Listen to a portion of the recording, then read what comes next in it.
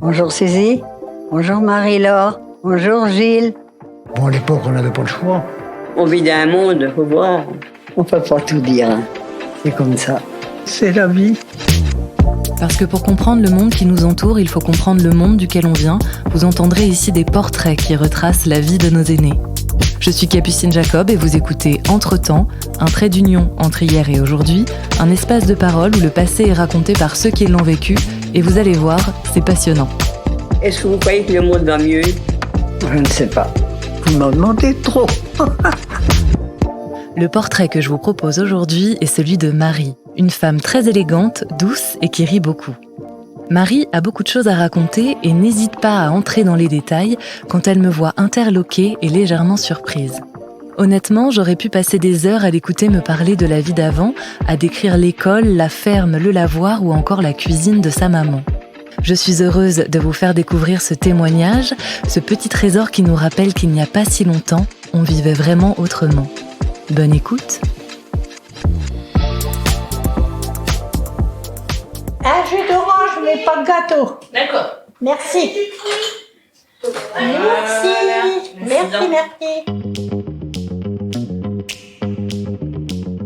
Et je suis née à Lorodec, le 14 juillet 1934.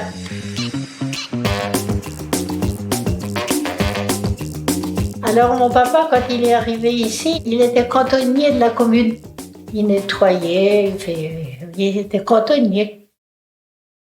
J'avais une mère exemplaire, une bonne mère. Eh ben, elle faisait tout pour nous, tout. Ben oui, on était 3 filles et 4 gars. Elle avait toujours peur qu'on n'aurait pas mangé assez. Ou... Souvent, elle avait une petite cocotte noire, là, je me rappelle. Elle cuisait beaucoup de pommes. Elle mettait des belles pommes. Et puis on appelait sa soupe de la soupe miton. Oui, tellement elle était bonne.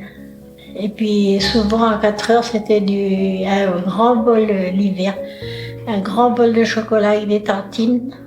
Et des grandes tartines, elle prenait des grands pains longs de 3 livres, là, longs, là. Elle faisait des grandes tartines et du bon beurre de ferme.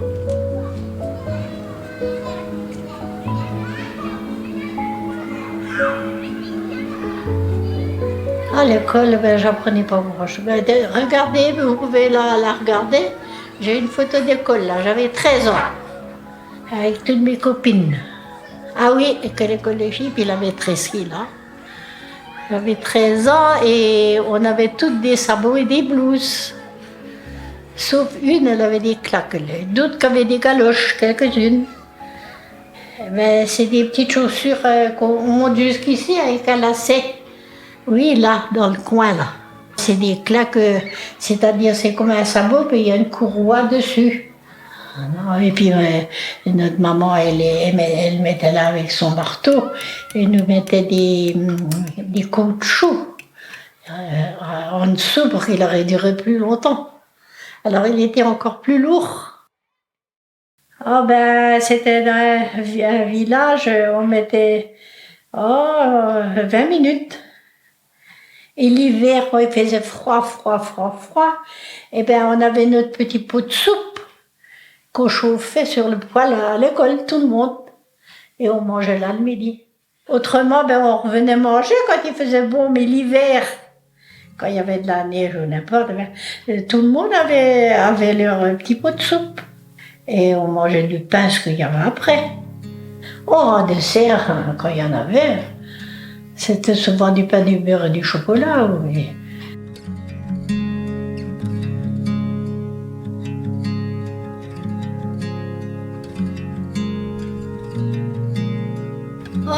J'étais un petit peu...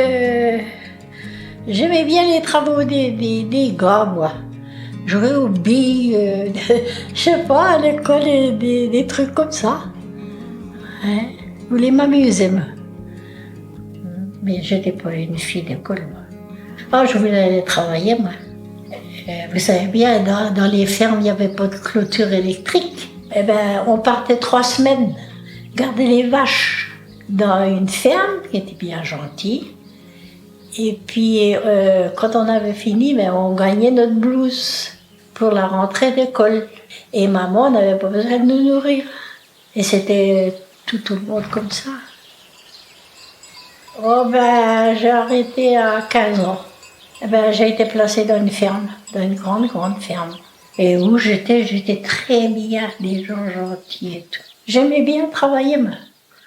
Traire les vaches, les emmener au champ, casser du bois pour allumer le feu, enfin plein de choses.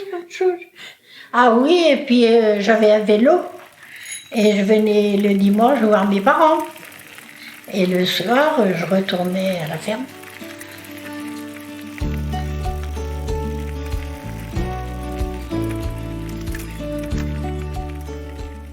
Oh ben, je me suis mariée à 20 ans. Et ben, on s'est rencontrés à un bal de commune. Il voulait vite se marier, lui. Puis on s'est mariés. Et il était temps parce que j'étais enceinte. Oh là là, il était gentil, bien sûr. Et puis travailleur, surtout. J'ai des photos, là, j'aurais dû les... Lui, il faisait des chauffe-eau et des trucs comme ça. Et l'été, il allait dans les fermes, il y avait des grandes fermes, il allait aider. Quand il y avait la moisson, ou bien les betteraves, enfin, il allait beaucoup aider.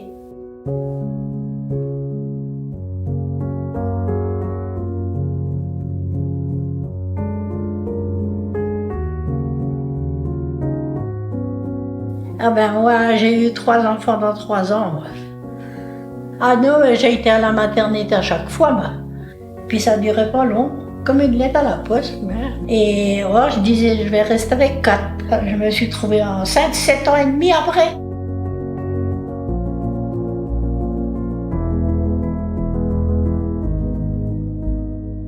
On n'avait que 4 pièces. Il y avait que 2 chambres où dormaient les enfants, et la cuisine et une autre petite pièce, c'est tout.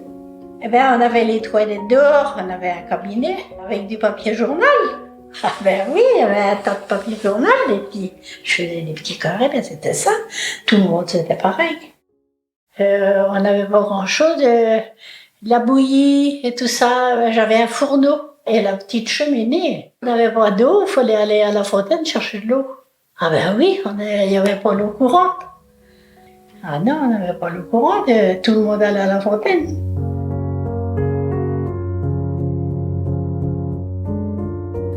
Et on avait 4 prés. De chez nous, on avait 4 prés à traverser pour aller à la fontaine Saint-André. Et l'hiver, vous savez bien, dans les sentiers, ben, il y avait de la boue. On glissait, allez hop, là les 2 sautos partis. Il fallait retourner l'été. Alors quand on allait, on avait un cercle, puis on avait les 2 sauts de chaque côté. Et puis l'été, c'était les graines de foin, parce qu'il y avait du foin dans les prairies. Et ben on est obligé de mettre un grand torchon pour couvrir le seau, pour qu'il n'y ait pas eu de graines. Et ensuite, il fallait aller au lavoir. On n'avait pas de machine à laver. Hein. Ah ben, tout le monde allait au lavoir avec notre petit truc qu'on se mettait à genoux dedans. Et puis on allait laver. On appelait ça une case. On se mettait à genoux au bord du lavoir. C'était un rebord en ciment tout autour. Alors on frottait sur le rebord et on rinçait bien. Après, on arrivait à la maison, on appelait ça une lessiveuse, il fallait les faire bouillir. Ça sentait bon. Il fallait les faire bouillir et le lendemain matin, avant de les lever, moi et ma voisine, on allait de bonne heure les rincer. C'était bien propre et bien blanc. Hein. On n'avait pas d'évier. Ben, c'était des bassines. Il fallait chauffer l'eau dans la bouilloire souvent. Hein. J'avais un grand baquet comme ça. Et puis les enfants allaient debout dedans.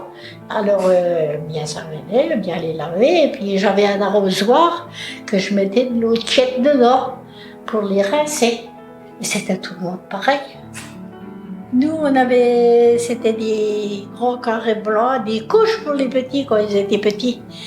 Alors, je mettais ma lessive sur le linge. Et puis on allait se coucher.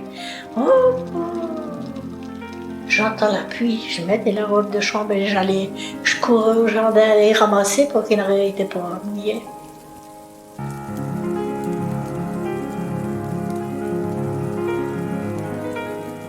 Dans le petit village, là, j'avais Marie. On s'entendait bien, on avait des bonnes voisines, on s'entraidait. Quand il y en avait une qui avait quelque chose, l'autre arrivait. C'était pas comme maintenant, chacun pour soi ici maintenant. Et dans le temps-là, c'était... on allait laver ensemble et tout. C'était quand même dur. C'était quand même dur. Mais c'était pour tout le monde pareil. On n'en faisait pas de cas.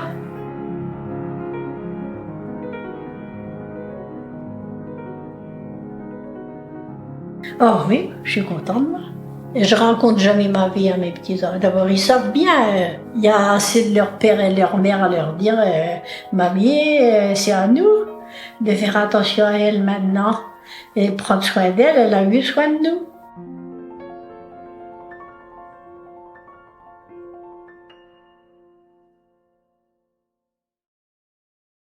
C'est la fin de cet épisode. Et oui, Marie, on a bien compris qu'il faut prendre soin de nos aînés.